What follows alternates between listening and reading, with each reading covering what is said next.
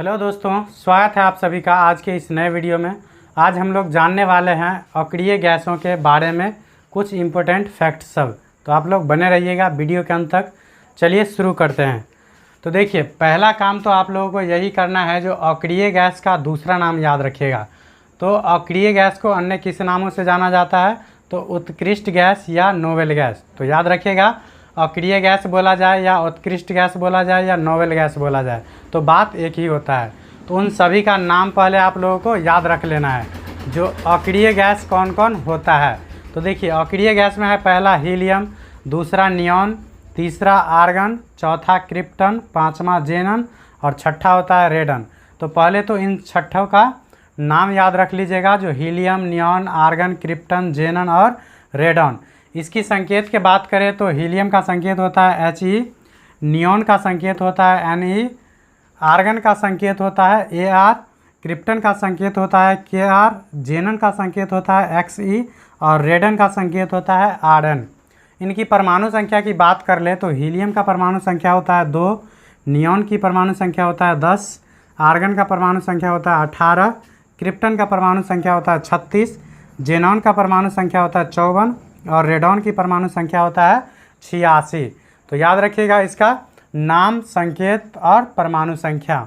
उसके बाद बात कर ले तो ये सभी अक्रिय गैस जो है वो आधुनिक आवर्त सारणी के किस वर्ग में आते हैं? तो याद रखिएगा, ये सभी अक्रिय गैस जो है वो आधुनिक आवर्त सारणी के वर्ग 18 के तत्व कहलाते हैं।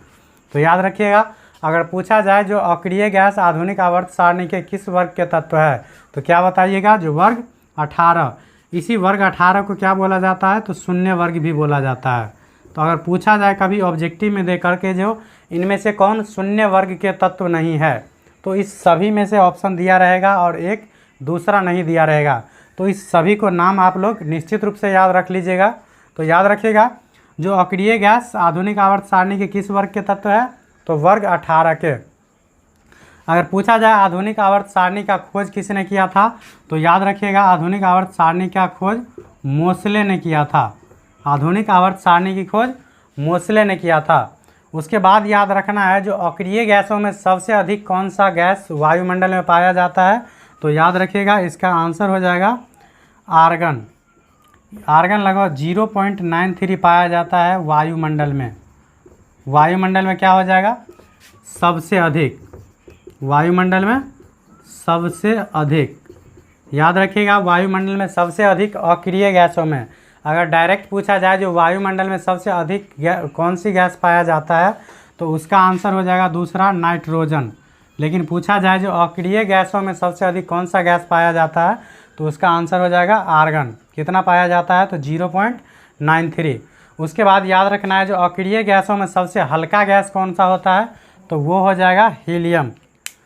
तो याद रखिएगा, हीलियम क्या है? तो सबसे हल्का गैस। सबसे हल्का गैस। याद रखिएगा, हीलियम क्या है? सबसे हल्का गैस है अक्रिय गैसों में। अगर वैसे पूछा जाए जो सबसे हल्का गैस कौन सा है, तो वो होता है हाइड्रोजन। अगर अक्रिय गैसों में पूछा जाए तो सबसे हल्का गैस क्या होता है? हीलियम। उसके बाद याद रखना है, जो रेडॉन क्या होता है? तो सबसे भारी। सबसे भारी गैस कौन सा होता है? तो रेडॉन याद रखिएगा। और एक बात और याद रखिएगा, जो रेडॉन यह हमारे वायुमंडल में नहीं पाया जाता है। वायुमंडल में नहीं पाया जाता है। तो याद रखिएगा, वायुमंडल में सभी अक्रिय गैस पाया जाता है, लेकिन रेडॉन नहीं पाया जाता है। और ये भी याद रखिएगा, जो रेडॉन क्या है? तो सबसे भारी गैस है। उसके बाद याद रखना है आप लोगों को, उसके बाद याद रखना है, जो रेडॉन को छोड़कर क्या है? तो वायुमंडल में सभी अक्रिय गैस मौजूद है। तो इसे निश्चित रूप से याद रख लीजिएगा। उम्मीद है आप लोगों को अक्रिय गैस के बारे में